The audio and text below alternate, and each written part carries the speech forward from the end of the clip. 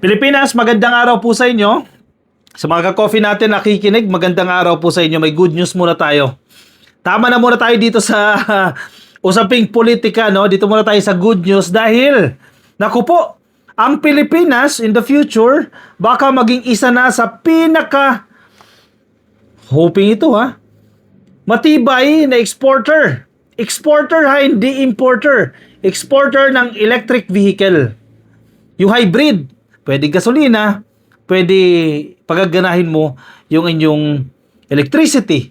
Kasi po, mayroon pong malaking kumpanya, Japanese company, na nagtitiwala na naman kay Pangulong Bongbong Marcos. Ka-coffee mo nagbunga yung mga pag-iikot ng ating presidente sa iba't ibang bansa para makakuha ng mga investment. Correct.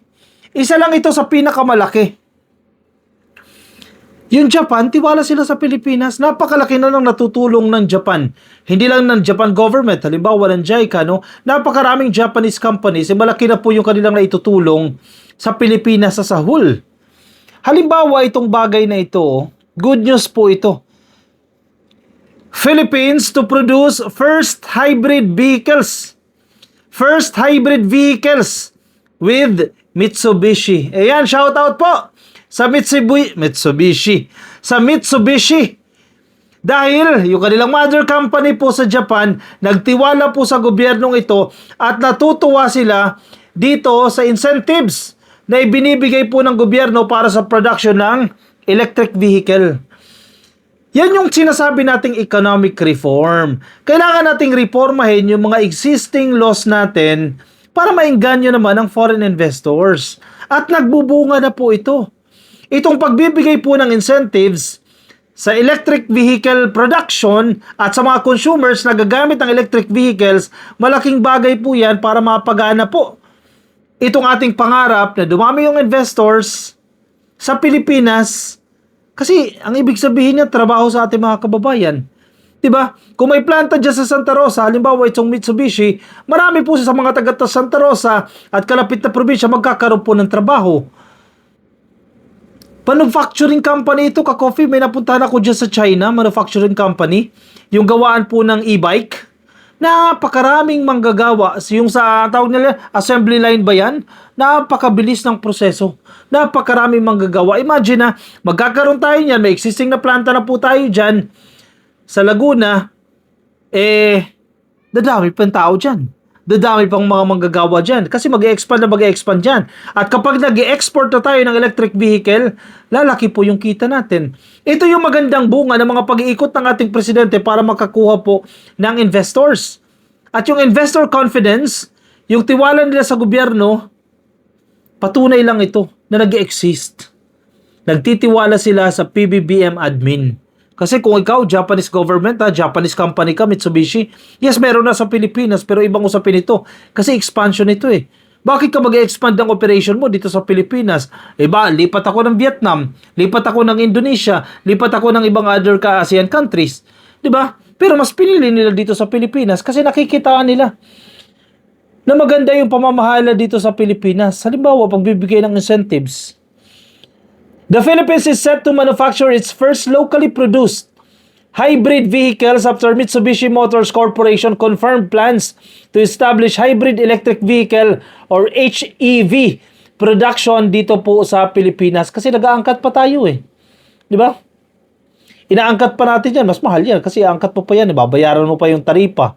Di ba? Yung pagbiyahe niyan, kung saan man kinuha yan, kung galing man yan ng China, o kung galing man yan ng Japan, dadali mo sa Pilipinas, mas mahal na yan. Kasi sa ibang bansa mo pa binili yan eh. As compared, kung dito mo sa Pilipinas gagawin yan, mas mura-mura yan.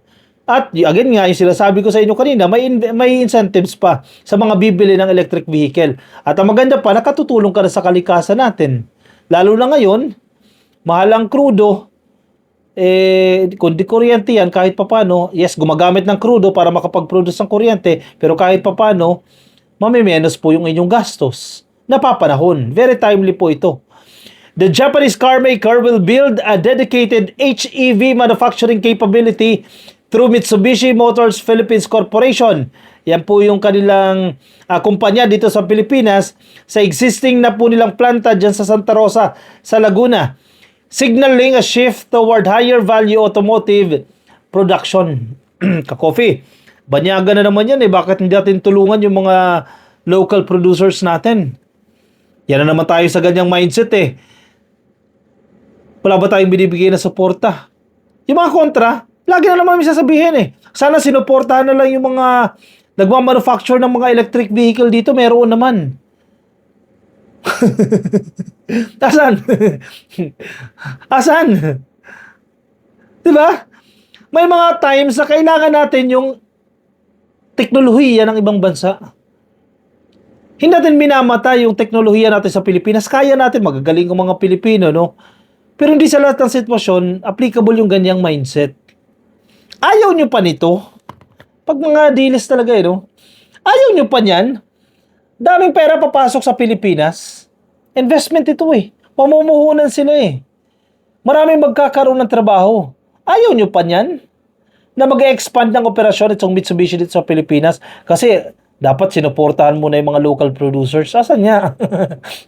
Nasaan? Diba, no offense sa mga local producers, kaya natin magagaling yan. Pero kailangan din natin gamitin yung mga teknolohiya sa ibang bansa. Mas established. The investment was discussed during a meeting between MMC President and CEO Takao Kato and President Ferdinand Marcos along with the Department of Finance Secretary Frederick D. Go. Diyan po sa Malacanang. This is a landmark investment, correct, that will redefine the future of our automotive industry. And the even more exciting possibility is that we could be an exporter of hybrid cars. Biruin mo, kung magiging exporter tayo, tayo na yung pagkukunan ng mga electric vehicle ng mga kalapit natin, dito man lang sa Asia, no, kalapit nating bansa. Anong ibig sabihin yan? Paglago ng ekonomiya yan. Trabaho yan sa ating mga kababayan. Marami magkakaroon ng trabaho. Sabi ng iba, marami na naman na nakawin ng gobyerno. Anong gusto nyo gawin? Huwag natin payagan itong expansion ng Mitsubishi. Ibang usapin yun. Hirap sa inyo, may masabi lang kayo eh. The planned rollout aligns with the country's push to localize advanced vehicle manufacturing and reduce reliance on imported fuels. Ito nga yung sinasabi natin na very timely po. Itong pagkakaroon po ng manufacturing center ng electric vehicle dito po sa Pilipinas. It also supports the implementation of the Electric Vehicle Industry Development Act, which promotes the adoption of electric and hybrid vehicles. Correct. Maganda po yan para sa ating kalikasan. May batas na po tayo, Electric Vehicle Industry Development Act. Ang paggamit po ng electric at hybrid vehicles ay kinakailangan. Isang reason po yan para po sa ating kalikasan na nasisira po. The administration's discussion with a major Japanese car company interested in building electric vehicles in the country are a step in the right direction, given the ongoing conflict in the Middle East, which has caused fuel prices to spike dramatically. The stronger incentives are needed to speed up adoption, including preferential or zero-interest loan for EV buyers, toll exemptions, and free driving lessons, alongside ensuring that government incentives for manufacturers are delivered as promised. Bakit natuwa ang Japanese manufacturer na dito po sila mabuhunan sa Pilipinas? Unang-una, syempre, dapat may customer. Diba? May buying capability. Yung mga tao sa Pilipinas, marami yung professionals afford na magkotse. Diba? So kung ikaw negosyante, bakit ako magtatayo ng planta dyan ng electric vehicle? Baka naman walang bumili. Definitely, nagkaroon ng feasibility study yan, nagkaroon ng market study yan, na kaya, hindi sila malulugi dito sa Pilipinas kapag nagtayo sila, kapag namumuhunan sila dito sa Pilipinas.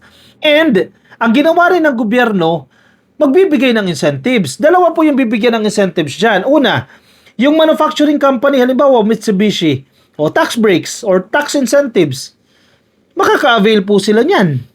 Kasi pinangako nyo yan eh. Pinangako ng gobyerno nyo yan eh. Yung tax breaks na yan, halimbawa, or tax incentives na yan, or reduced na, tawag dyan, reduced na pagbabayad sa mga permits o kung ano mang dokumento na kinakailangan mo, or mapapa-expedite yung process, etc. Yan yung mga incentives sa mga manufacturing companies para ganahan naman sila mag-invest. Pero ang tanong, syempre tanong yan ng mga manufacturers eh. Kapag nagkapag-produce pa kami niyan ng 1,000, halimbawa sa isang buwan, 1,000 sasakyan, meron bang bibili niyan? Baka malugi kami. Again, ang ginawa rin ng gobyerno dyan, hahanapan ng customers. Syempre tayo, traditional tayo, di gasolina, do may mga nakikita kayo sa kalsada, marami-rami na rin, no? Electric vehicle na rin yan. Pero kinakailangan din maingganyo yung customers o yung consumers na gumamit ng electric vehicle para mabuo yung cycle. Kasi kung magpo-produce si Mitsubishi at iba pang company sa halimbawa, tapos walang bibili, paano mauubos yung 1,000 na produce mo? So, kailangan, balanse yan. So, magbibigay ng incentives. Isa po sa mga pinag-uusapan dito, yung zero interest loan.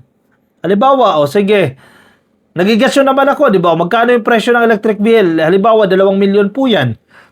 O kapag utangin mo sa bangko yan, magiging 3.5 million na yan. Mahal kasi, may interest loan eh. O kung gagawin ng gobyerno, sige, incentives natin yan, zero interest. Mas mura na yan. So kung ikaw si buyer, mas gugustuhin ko ng electric vehicle kasi makatitipid ka. That's the first one, no? Toll exemption.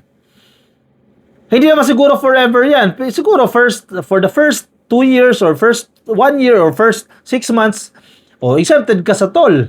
So, may inganyo ka ulit kasi makakatipid ka. It means savings eh. Iba po pong incentives. Free driving lessons. Bago yan sa amin eh. Kasi di gasolina kami eh. Hindi namin alam yan. Sige, libre na po yung lesson. Yan yung mga incentives sa pinag-uusapan natin para maingganyo na bumili. Mabuo yung cycle. Mabuo yung economic cycle. Di ba? Ang ganda ng ginawa ng presidente dito. Sa mga bitter, sa mga dealies, masakit po sa kanilang pandinig yan.